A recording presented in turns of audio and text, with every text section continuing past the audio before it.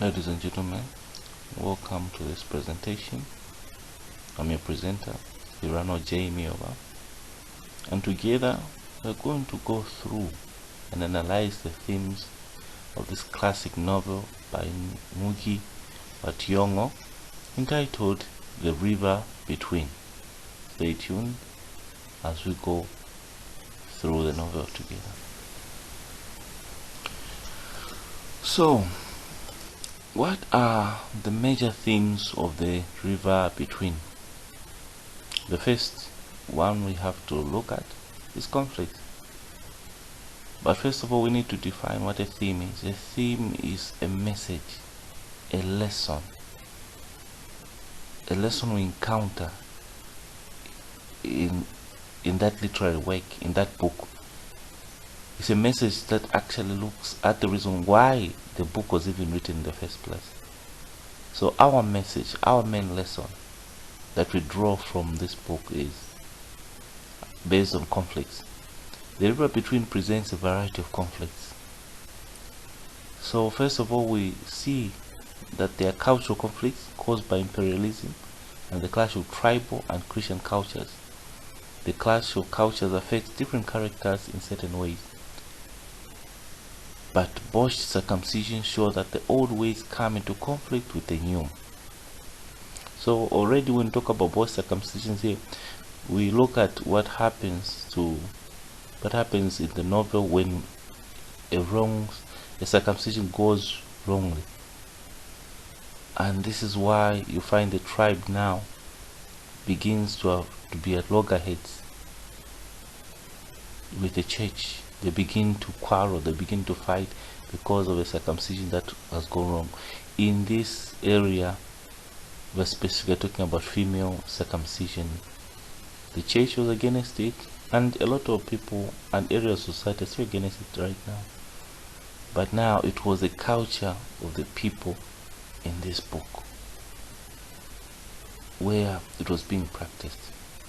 So the other source of conflict was religious conflict. So how do we qualify and prove that there were actually religious conflicts in this book? It was caused by the differences in religious ways. The blacks did not want to contaminate their customs with Christianity, the white man's religion. So even black people, the natives of this book, the natives of Kame and Makuyu, did not want the Christian ways to affect their traditional ways, and they called Christianity the white man's religion. They didn't fully accept it. So this is no wonder why you find they were against people who had converted to Christianity. So the other conflict is between individuals. We look at conflicts arise in the novel mostly because the young have been exposed to a new system of values through which the Western education, while their parents or elders know only the traditional way of life. So we see what is called a schism here, a big gap between the youth and between the old people. You find that the old people are sticking to the traditional ways and find that the youth have new ways. So that causes individual conflict. What your parents knew and lived on and lived by is different from what you've been exposed to. So you are bound to disagree there. Already that's a conflict. So we have cultural conflict, religious conflict, and conflicts between individuals. So the second theme we're going to look at stems from religion itself. Religion itself. What is religion? Religion is the way of a people based on their belief in a deity. They live their life based on their religious beliefs and how they are connected to what they believe in.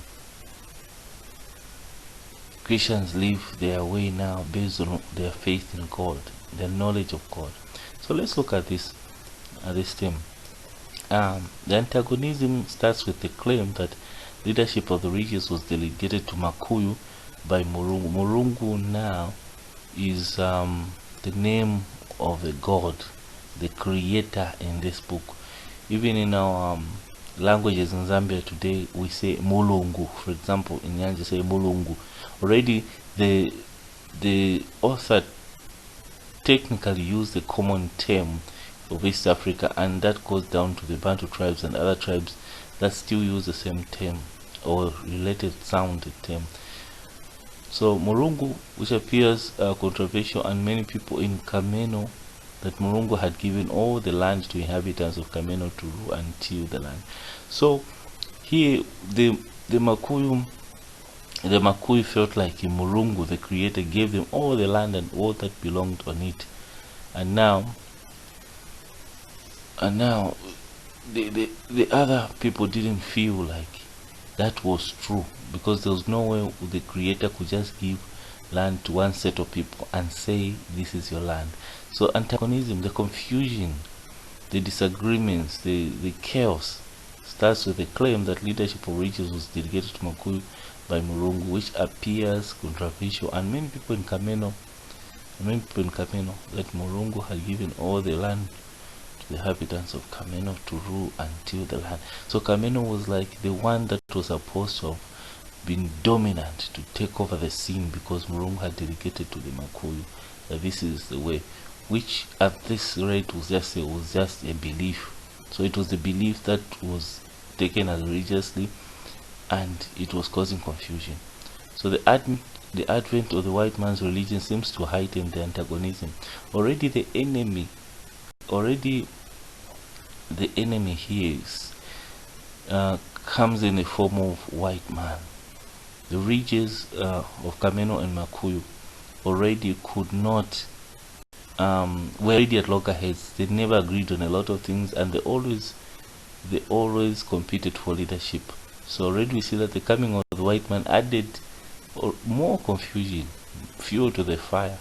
So already these two regions had one common enemy, but do they stick together to fight this common enemy? Focus now shifts from the regions, and it is directed towards Joshua and his Christian followers. We see that Joshua was a native from the people, and when he converted to Christianity, he became hated by the people, and even him became a sort of not exactly a knowledgeable Christian, but a fanatic who did things beyond what was even expected of him.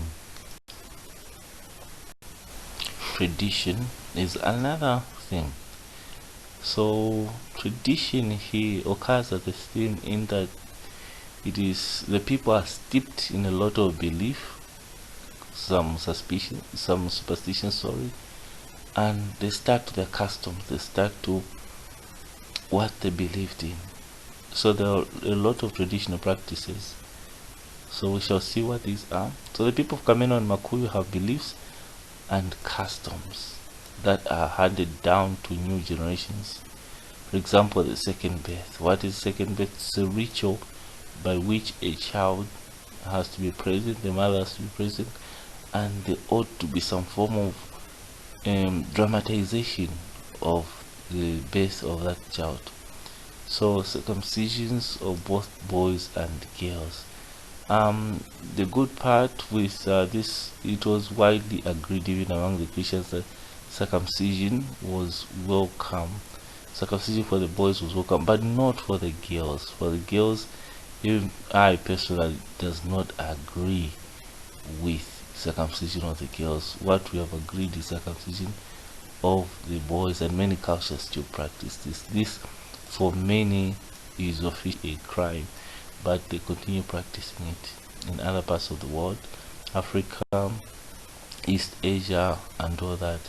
But circumcision of the boys can be found among the Jews and other people. Even the World Health Organization encourages it to avoid the prevalence of HIV. Education as a theme occurs here because there was need for change in Makuyu. There was serious need for development and a new way of thinking and looking at things, and in a technological and technical way. So education is posed in Ngugi Wa Thiong'o's prophecy as a crucial tool finally defecting the white man. So there was a prophecy that was given by the seers, one of them called Ngugi Wa Thiong'o. He said that the white man shall come like butterflies, and it was up to the people to know what to do, especially relating to land. Again, the prophecy shows that the people of Kameno were supposed to have, or Makuyu were supposed to have done something in relation to the white man. Chege, the father to our hero Wayaki, tells his son, go and get educated from the white man, but do not follow their foolish ways. Don't follow their ways. Get their knowledge, but don't follow their ways. So education is also depicted as an alienating factor. It's true even up to now. Educated people may not exactly be in tandem or in agreement with illiterate people at a certain rate. So those that have been educated had another way of thinking, and their lifestyle would change. So they don't see eye to eye. The educated would stay elsewhere, and the uneducated in this novel will stay elsewhere. The educated would want to embrace a new type of life, so-called modern life, while the uneducated would mostly stick to traditional ways. So education is also depicted as an economic tool that is going to help uplift the economic well-being of the family and society. So even in this place we see that education changes and betters the lives of the people of these, as most people who got educated got a job as a teacher or as a worker for the mission in one way or another. Let us look at the fifth theme: commitment and determination. Despite the formidable forces in her way, Mutoni fiercely goes ahead with circumcision. Mutoni is a daughter to the radical Christian Joshua. So Joshua, being the leader of the Christian sect, is against the female circumcision, and yet Mutoni, his daughter, always viewed it as a wonderful experience, and she wanted to get circumcised to be called a woman, because if you're not circumcised, you're not a circumcised woman in this area, you're not regarded as a woman. So she wanted to go there and get circumcised. But what happens along the way is that the circumcision goes horribly wrong and she dies. In the same way, and the reaction from Joshua was not pleasant. He felt like someone corrupted his daughter's ways. That's why she opted to go for circumcision, and he hated the indigenous people, or the unconverted people, when those who are not Christians, even worse. In the same way, Wayaki's drive to educate as many children as possible, in this belief that education will bring about unity and understanding. So Wayaki went around the village recruiting children into schools, trying to organize more teachers for the children, because he was called the teacher and he was technically the headmaster of the school. He went from ridge to hill, from valley to mountain, trying to recruit and trying to convince their parents to let their children go to school. At the end of the day, a lot of people had respect for him, but somewhat along the way, the confusion that came brought his reputation down. But that did not stop the fact that he was committed and determined to bring development to his area, to this region, to the regions, through education. Betrayal, betrayal, betrayal. It is one big theme, very large theme of the novel. It's a major theme. There is betrayal all over in this theme. Wayaki betrays the oath and his people's ideals. So we notice here that the people rise against Wayaki at a certain time because he took an oath to defend his people's ways and never to side with the Christians. but somewhat along the way he was in a dilemma. He couldn't completely stay away from the Christians, neither could he completely stay away from the people. He couldn't despise either, and he couldn't do without the other. He was torn in between. He was in a serious dilemma. Kinotia betrays his elders by going to inform Wayaki that he was to be summoned. Kinotia was a very good friend, so he went to inform Wayaki that he was to be summoned and tried together with Nyambura. Later, Kinotia appears to have betrayed Wayaki when he needs him more. So, Nyambura here is Joshua's daughter. Nyambura is a sister to Mutoni, the girl we have discussed before. So Wayaki is informed by his dear friend Kinotia that he's going to be called in what is called a kiyama, where he's going to be asked a lot of questions and accused of having betrayed the tribe. So Kinotia rushes in the night and informs him, but later when he's among the people in the crowd, Kinotia couldn't have the courage to stand up and defend his friend. Mutoni betrays her father because she opts to go for initiation. We've already discussed this. That was a betrayal also of her father's Christian values and her father's ways. So Nyambura betrays her father when she elopes with a man who is not wholly converted to her faith. Nyambura and Wayaki always had a thing for each other, and what became was that they fell in love, and when to discover that she got eloped to Wayaki, it was a total betrayal to her father.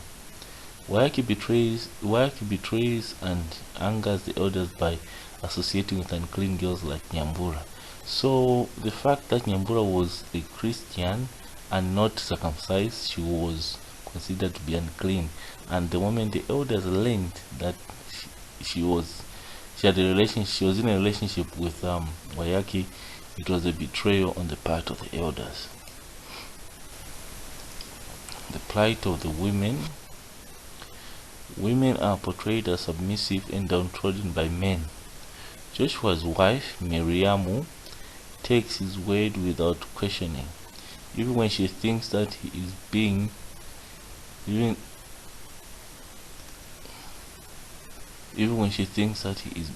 unreasonable.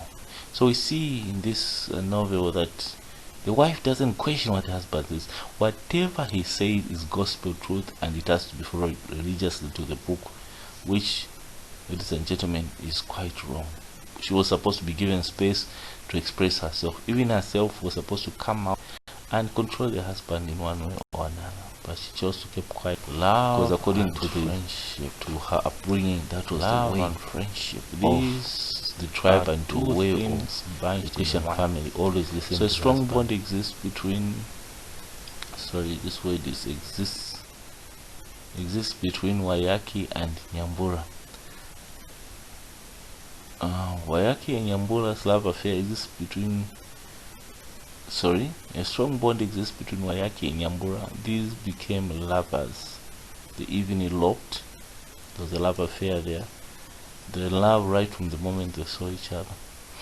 So, love also exists between Nyambura and her sister Mutoni. There's so much love, there's so much commitment between these two, always in agreement with what they did. This was sisterly love, but here we saw that this was a love affair that really needed to survive the wrath of both the elders, the tribe, and the Christian section.